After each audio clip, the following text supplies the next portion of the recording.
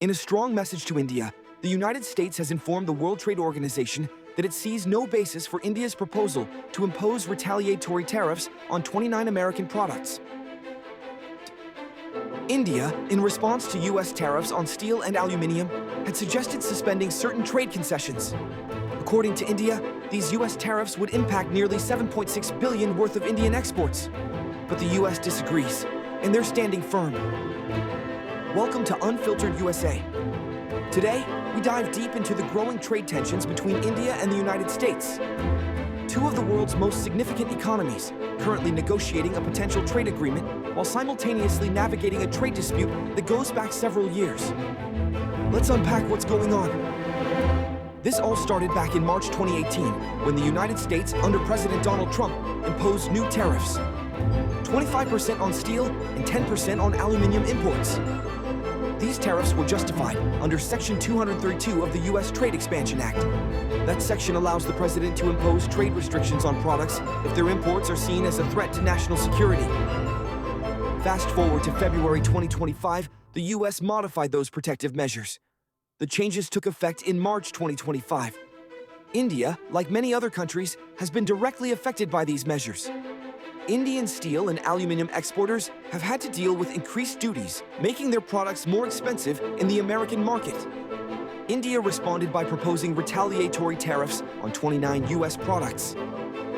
These include everyday and agricultural items such as apples, almonds, pears, boric acid, anti-freezing preparations, and certain types of iron and steel.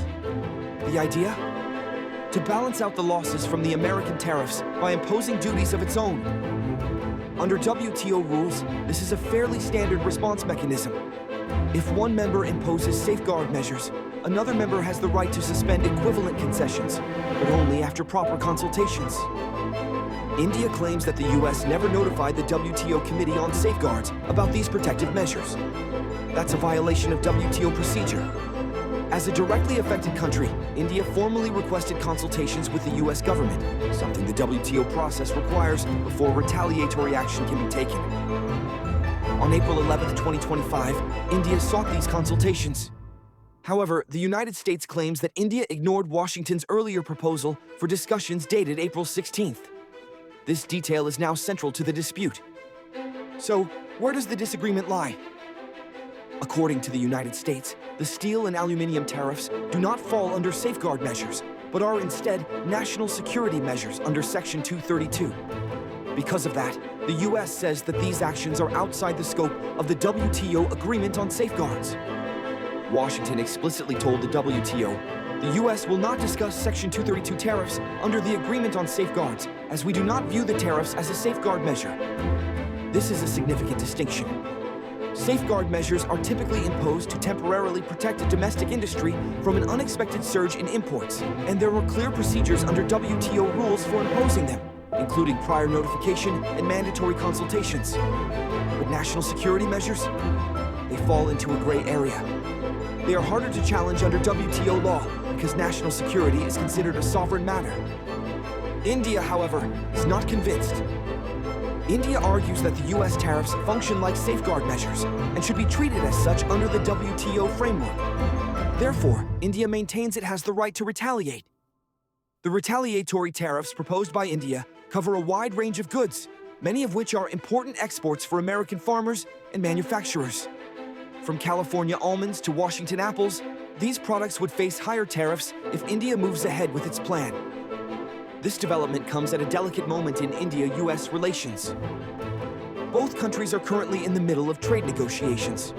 In fact, sources say India is hoping to finalize Phase 1 of a trade agreement with the United States by early July, before any new reciprocal tariffs from the Trump administration kick in. So why does this matter? Because it's not just about steel and aluminum. It's about the legal and diplomatic frameworks that govern international trade. It's about how two major powers navigate disagreements, especially when both are important strategic allies in other areas, like defense, technology, and regional security. It also raises questions about the flexibility of the WTO framework. Can it accommodate cases where national security and trade measures overlap? And how do member countries protect their economic interests while following international rules?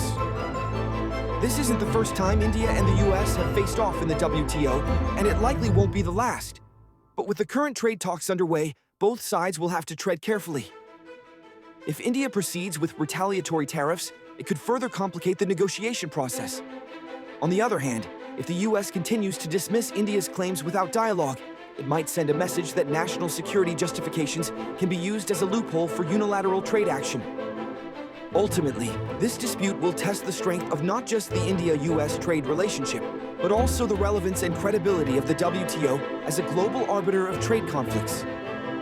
As of now, no final decision has been made, but all eyes will be on Geneva and Washington and New Delhi as this story unfolds. We'll keep you updated with all the developments. Thanks for watching Unfiltered USA. If you found this explainer useful, don't forget to like, subscribe, and share your thoughts in the comments below. Stay informed, stay empowered. Let me know if you'd like it shortened or tailored for a particular format, like a YouTube short, news broadcast, or podcast.